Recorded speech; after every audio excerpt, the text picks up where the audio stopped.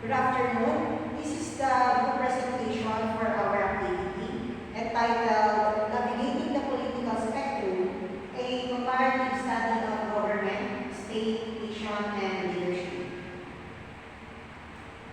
For our introduction, in an era of dynamic political landscapes, understanding the intimate relationships between government, state, nation, and leadership is crucial. This comparative study, Navigating the Political Spectrum, delves into these core concepts, examining their definitions, interactions, and impacts on society. By exploring various political systems and leadership styles, this research aims to provide a comprehensive analysis that enhances our grasp of political structures and their influence local governance. For our methodology, in terms of the data collection method, the data presented in this analysis was collected through a qualitative research method, specifically open-ended surveys. Participants were asked to provide written responses to a series of questions related to states, governments, nations, and leadership attributes. This method allowed for a rich and detailed understanding of participants' perspective and beliefs. And for the data analysis, the collected responses were analyzed using content analysis.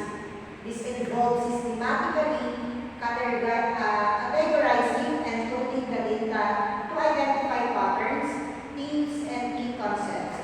The analysis focused on identifying commonalities and variations in participants' understanding of the concepts and their preferred leadership qualities.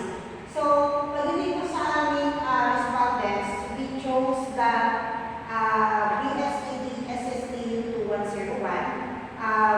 Nagbigay po kami ng 20 yung aming pong naging respondents ng mga students from that class.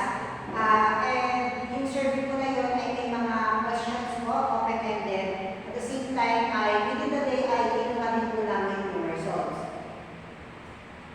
So, based on the results, we categorize it in 3 parts. So, first is the topic, second is the result, or the answer of the students, and lastly is the frequency, or kung ilang beses po na bagay yung mga answer ko na yun. In case of the state and the responses for our first question or first category, as you can see, ay wala pong naulit na kasagutan, at the same time ay unique or different po ang perspective ng mga respondents po natin in terms of the word state or to the given question. So next po natin is the government. So in this part of the first, we can see the frequency or 3 times po na ulit yung sagot na ito. So the rest naman po ay magkakaiba, and it is a good thing na based on our observation from their answers ay kanya-kanya po or different po unique po kanila idea or opinion in terms of the question given to them or to the word here, which is the government. Next is the nation. Same with the state. They have different perspective or ideas from the word state, nation. At the same time, ay wala mong naulit na mga salita. So it means po, yung kanilang mga sagot po ay different from each other. And last is the leadership attributes. So,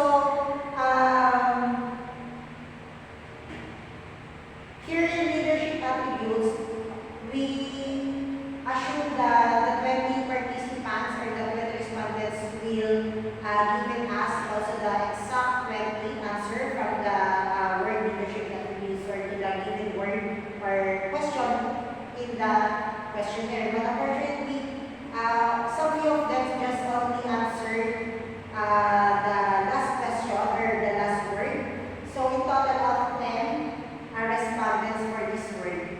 So as you can see, it is also different from each other. order, which it means that they have a different perspective idea in terms of the leadership attributes.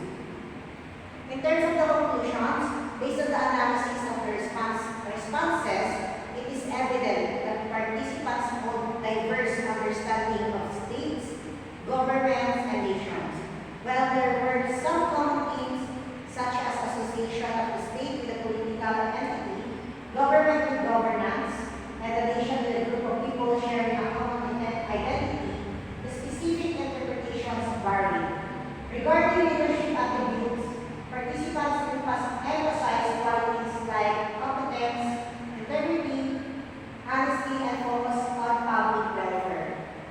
These findings suggest that individuals have distinct expectations for the leaders, prioritizing both personal qualities and commitment to public service. Further research to delve deeper into the factors influencing this diverse perspective, such as cultural, historical, and personal experiences. Understanding these nuances can provide